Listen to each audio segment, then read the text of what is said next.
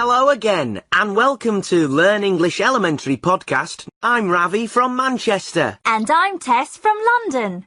We're here with Gordon, our producer. Hello, Gordon. Hello. And as usual, we've got lots of interesting things for you to listen to. But first of all, do you want to know my big news for this week, Ravi? Let me guess. You're going to be the star of a brand new Hollywood movie. You won the lottery. Not quite, Ravi. I've got a cat. Really? Well, it's just a baby cat, a kitten, but yes, I got him yesterday. Oh, he's gorgeous. It's a boy cat then? Mm-hmm. Where did you get him? Well, my friend Kate found him in the street, and Kate's already got 2 cats, so I said I'd take this one. What colour is he? Well, he's only small, but he's a brown tabby. What's a tabby again? Is that the stripy one? That's it. Tabbies are the ones with sort of dark stripes, like a tiger. Oh, he's really lovely. What are you going to call him? Do you know, I just don't know. I've got lots of ideas for names, but I can't decide. I thought maybe you could help me. What would you call a cat? That's a difficult question. To be honest, Tess, I'm more of a dog person. I've never really thought about names for cats. You don't like cats? Well, it's not that I don't like cats. I just prefer dogs, that's all. Anyway, I've got an idea. Why don't you call your cat Gordon? I don't think so. I need to think of a name soon, though, really. Anyway, let's move on. Let's start with I'd like to meet. If you're listening for the first time, I'd like to meet is the part of the show where someone tells us about the famous person, alive or dead, that they'd like to meet and why. This time round, we've got Olu with us. Hi, Olu. Hi, Tess. Where are you calling from, Olu? From West London. And what do you do? I'm still at school, in Year 12. OK. And who would you like to meet, Olu? Who are you going to talk to us about? I'd like to meet Didier Drogba. Drogba? The footballer? Chelsea? You do know I'm from Manchester, don't you, Olu? You know, Manchester United. Yeah, well, it's not just because he's Chelsea. Come on, Olu, don't listen to him. Why would you like to meet Didier Drogba? Tell us something about him. Well, he's a footballer. You already know that. And he's from Ivory Coast in West Africa, and he plays great football. And do you like him because he's a good footballer? Well, I do. I like the way he plays, and he scores some great goals and all that. But there's more than that. He was born in Ivory Coast, but he moved to France when he was 5. He went on his own to live with his uncle. Imagine that. A 5-year-old boy moving to a new country by himself. Wow. And then he went back to Ivory Coast, but moved back to France a bit after that. His family were really poor, you know, and they had to move around to look for work and that. So, did he start playing football in Ivory Coast? No, in France.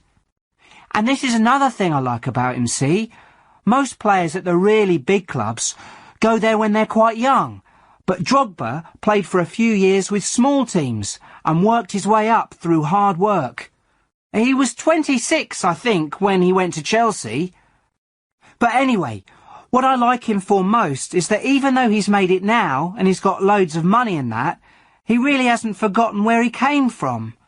He does loads of work for UNICEF. He's like an ambassador or something for them, so he does all this charity work. You see, my dad came here from Nigeria when he was really small, and I've never been to Africa, but all you see on TV is about problems in Africa all the time, so it's really good to see someone who comes from somewhere like Ivory Coast doing good things, you know.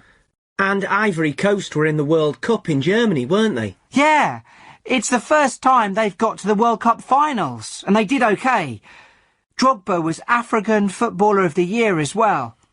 And what would you like to say to Didier Drogba if you met him, Olu? I guess I'd say thank you to him for the work he does for Africa and for showing people something good from Africa.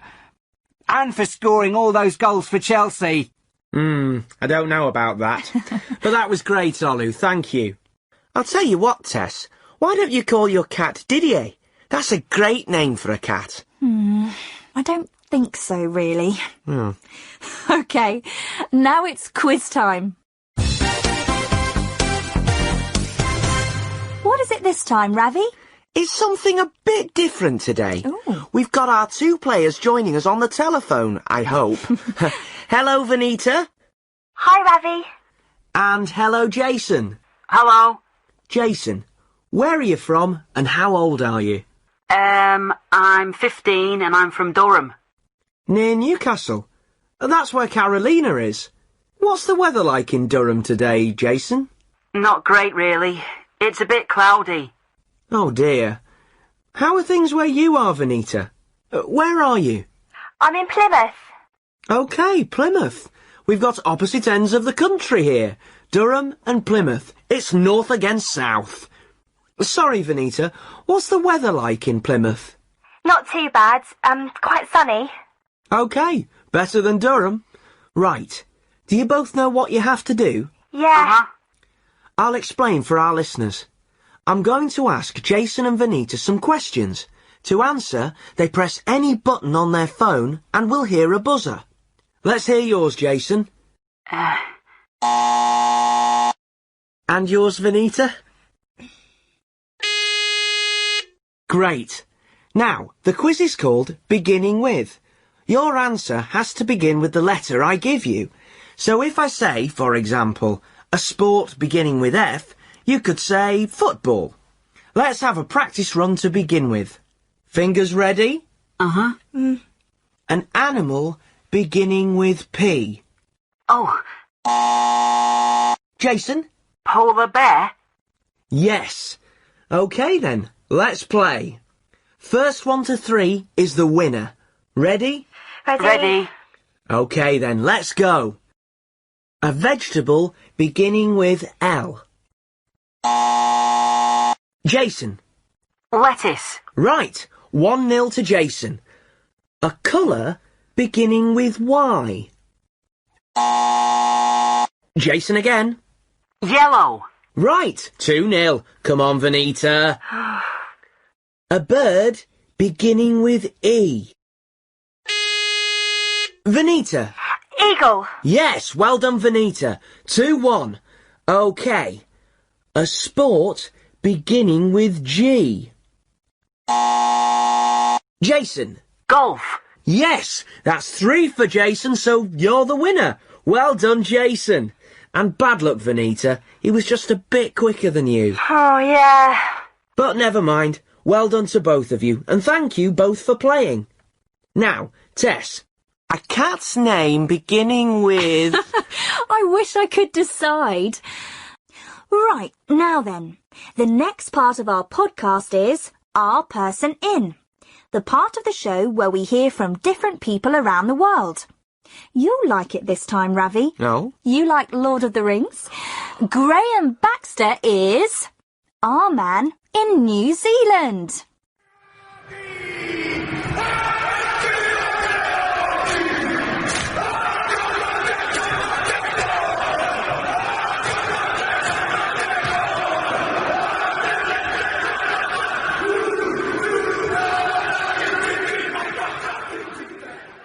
When I was a boy and I first read Lord of the Rings, I dreamt of visiting the places Tolkien, the author of the Lord of the Rings trilogy, created. Hobbiton, Middle-earth, Mount Doom. Now, finally, I have found all of these places here, in New Zealand. Peter Jackson, who directed the Lord of the Rings films, was born in Wellington, the capital city of New Zealand. When he was looking for places to make the fantastic worlds he needed for his films, he knew where to look. New Zealand has all kinds of scenery, and you can see a lot of it in the 3 films. The green hills of Matamata became Hobbiton, and the Queenstown area became the Irregular Hills, and lots of other places, all with a little bit of help from computer magic. People in New Zealand are proud of their country's star role in the films, but they are also happy at what Lord of the Rings has done to bring tourists to New Zealand. After the 3rd film in the trilogy, The Return of the King, won 11 Oscars, the number of tourists who visited New Zealand went up by 8%. More than 1 billion people have visited the Lord of the Rings website. Fantastic publicity for this small country. For me, this is my boyhood dream come true. A tour of the amazing worlds of Lord of the Rings, and all right here in New Zealand.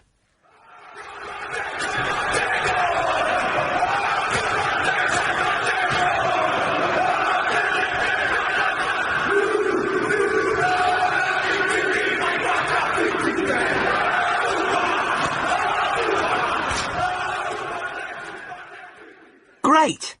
I'd love to go to New Zealand. I've always wanted to go. Oh, me too. The scenery sounds amazing, and it always looks so green in pictures. Yeah, it looks fantastic. Now for your turn. This time, since I've got a new cat, we decided to ask people a very important question. Which do you prefer, cats or dogs? It's a very simple question, but people have very strong opinions. Let's hear what they said.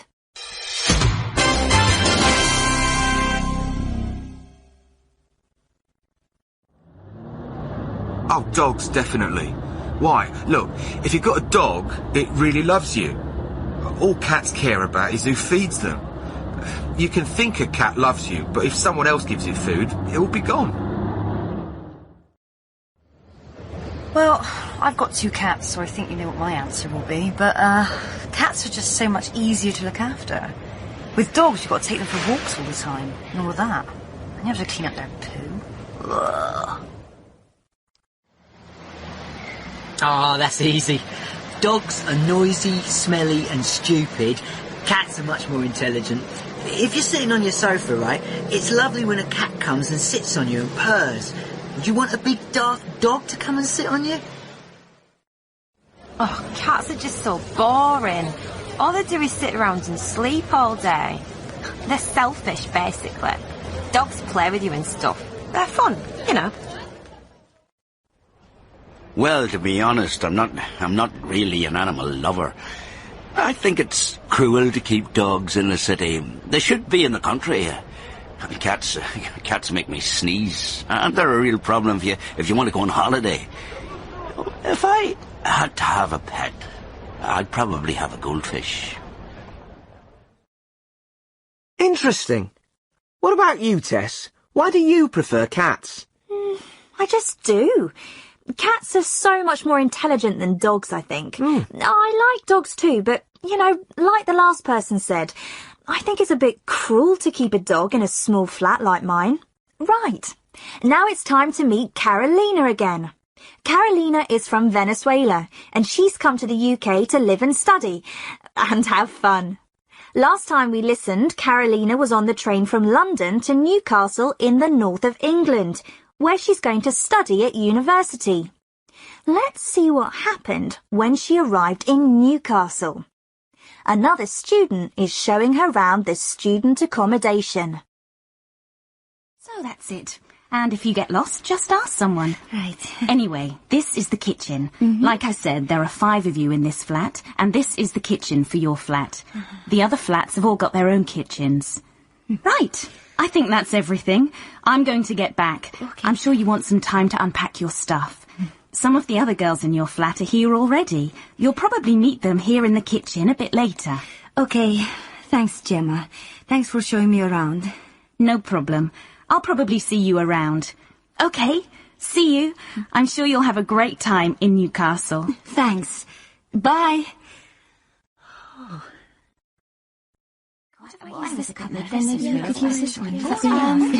Hello. Hi.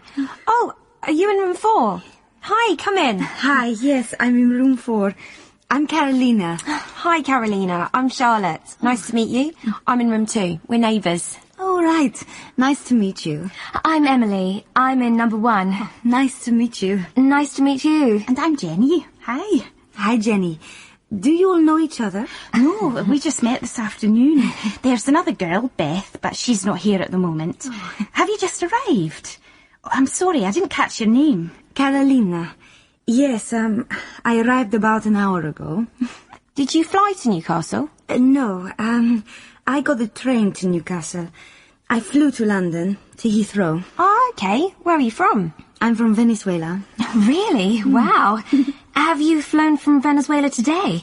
You must be exhausted. Yes, I am actually. I just wanted to meet you all before I went to bed.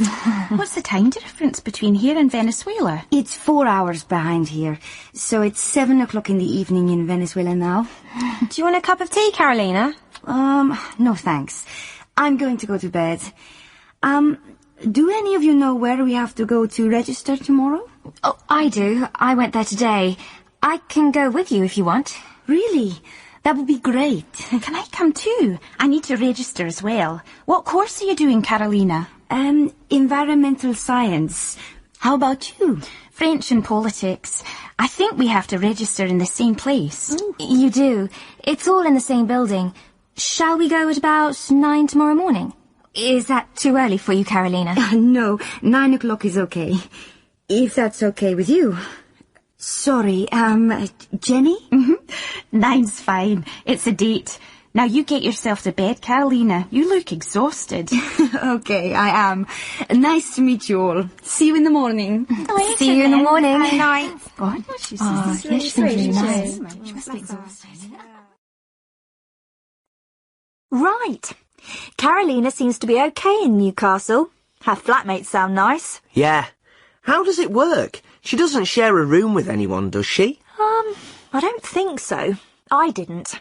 Usually a flat has 4 or 5 rooms, single rooms, and then those 4 or 5 people have a shared kitchen and maybe a shared bathroom too. Oh, okay, I see. Anyway, we'll hear more about Carolina next time. Now it's time for... Ta-da! Gordon and his amazing jokes! So, what have you got for us today, Gordon? Parrots? Talking dogs? Chickens. They can't talk, though. Okay. Come on, then. Let's hear it. Okay. A man is driving slowly down a country road when he sees a chicken run in front of his car. Nothing strange about that, but then he notices that the chicken has 3 legs. Oh. How strange, he thinks. A 3-legged chicken. He starts to drive a bit faster, 40 kilometres an hour, but the chicken goes faster too. He drives a bit faster, 70 kilometres an hour, but the 3-legged chicken just runs faster too. The man goes faster and faster, but the chicken keeps running. When they're both doing over 100 kilometres an hour, the chicken turns a corner into a farm. Quickly, the man stops his car. The farmyard is full of 3-legged chickens. There are 3-legged chickens everywhere. So he sees the farmer in the farmyard and he asks him, "Where do all these 3-legged chickens come from? This is amazing." "I breed them," says the farmer. "There are 3 of us, me, my wife and our son. We all like chicken legs, so I made a 3-legged chicken so we can all have a leg at dinner time." "Amazing," says the man. "How's the meat? Does it taste good?" "Well," says the farmer, "I don't know. We haven't caught one of them yet."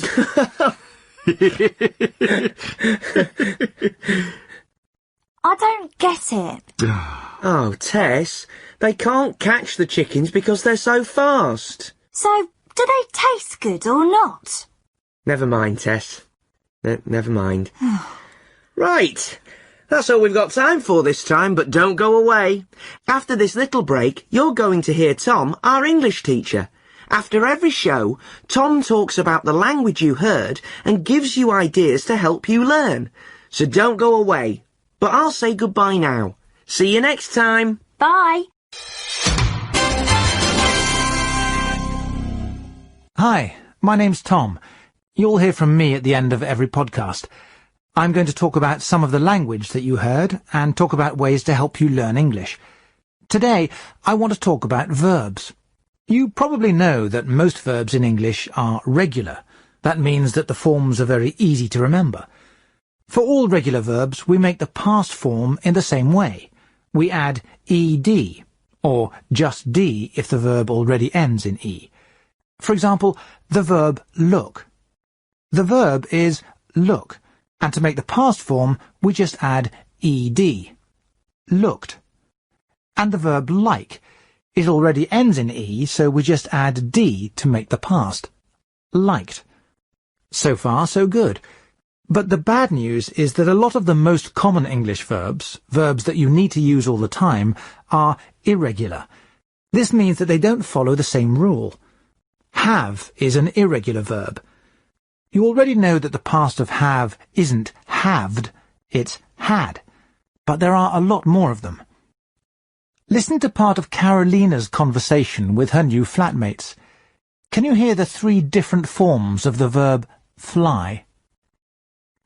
Did you fly to Newcastle? No, I got the train to Newcastle. I flew to London, to Heathrow. Oh, okay. Where are you from? I'm from Venezuela. Really? Wow. Have you flown from Venezuela today? You must be exhausted. Did you hear the 3 forms? They were fly, flew, and flown. If you use a course book or have a grammar book to study, it probably has a list of irregular verbs, and the list is organized in 3 columns. If you look for the verb fly, you will see fly in the first column, flew in the second column, and flown in the third. Listen again. Did you fly to Newcastle? No, I got the train to Newcastle. I flew to London, to Heathrow. Fly is the base form of the verb. Some people call it the infinitive. We use it in lots of different ways. For example, we use it with going to talk about the future. He's going to fly to London next week. We use it with do and did to make questions. Did you fly to Newcastle? Remember that this first column is not the present tense. It might look the same. We say, I fly to London every week. But remember that we say he or she flies. The second column is flew. This column is easy. It's the past simple form. Flew is the past simple of fly. Carolina flew to London, and then she got the train to Newcastle. Now let's look at the third column. Listen again. I'm from Venezuela. Really? Wow. Have you flown from Venezuela today? You must be exhausted. The third column is flown. Some people call it the past participle. We never use this form alone. We use it with other verbs. We often use it with have or has to make the present perfect, like Emily did. Have you flown from Venezuela today? Or we can say, I've never flown in a helicopter. We also use the third column with the verb be in sentences like, Nissan cars are made in Japan, or my bag was stolen on the bus. So that's the 3 columns in an irregular verb list. Now we need to think about the best way to learn these irregular forms. It probably isn't a very good idea to sit down with a list of irregular verbs and try to learn all of them. There are a lot of irregular verbs in English, and some of them will be verbs that are new to you. The important thing is to learn the 3 forms of the verbs that you already know, so that you can use those verbs correctly. Make a page in your notebook for irregular verbs. Make 3 columns and fill in the verbs that you already know. Verbs like make, do, meet, have, and go, for example. Then write a sentence with each form as an example. Example sentences will help you to remember the forms. Then, when you find a new verb, you can add it to your list.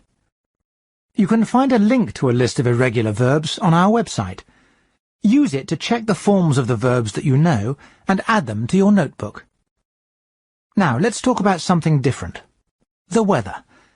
Listen to Ravi talking to the people who are going to do the quiz. What's the weather like in Durham today, Jason? Not great, really. It's a bit cloudy. Oh, dear. How are things where you are, Vanita? Where are you?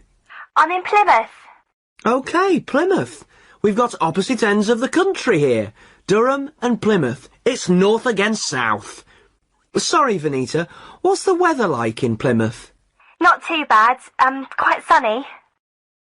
Now, some people say that the British talk about the weather all the time.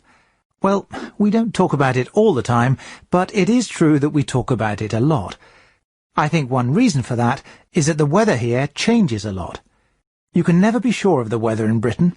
It's often a surprise, so there is always something to say about it. But we don't often have long conversations about the weather. It's a very useful way of starting a conversation with someone, especially someone that you don't know very well, in a shop, for example. You can say, "Nice weather, isn't it?" Or, "What terrible weather we're having?" Or, "What a lovely day." The person will respond and then probably move the conversation on to another topic. Oh, one more thing about the weather. A lot of people think that the British use the phrase, "It's raining cats and dogs." Now, this phrase does exist in English, but I must say that I've never used it in my life, and I don't remember anyone saying it to me either. It really isn't very common, and it's probably best not to use it yourself. It really isn't very natural. Before I go, I'd like to tell you about a useful phrase that I noticed in this podcast. Listen to this extract. Gemma has just shown Carolina her new flat. Listen to the phrases she uses when she says goodbye. Right. I think that's everything. I'm going to get back. Okay. I'm sure you want some time to unpack your stuff. Some of the other girls in your flat are here already. You'll probably meet them here in the kitchen a bit later. Okay, thanks, Gemma. Thanks for showing me around. No problem. I'll probably see you around. Okay, see you. I'm sure you'll have a great time in Newcastle. Did you notice that Gemma says, "I'll probably see you around"? Gemma hasn't made any arrangements to see Carolina again, and they aren't doing the same course, but because they both study at the same university, they might meet one day in the cafe or in a corridor. So she says, "I'll probably see you around." Try to use "I'll probably see you around" when you say goodbye to someone this week. Okay, that's all from me today. I'll talk to you all again on the next podcast. So, bye for now. See you next time.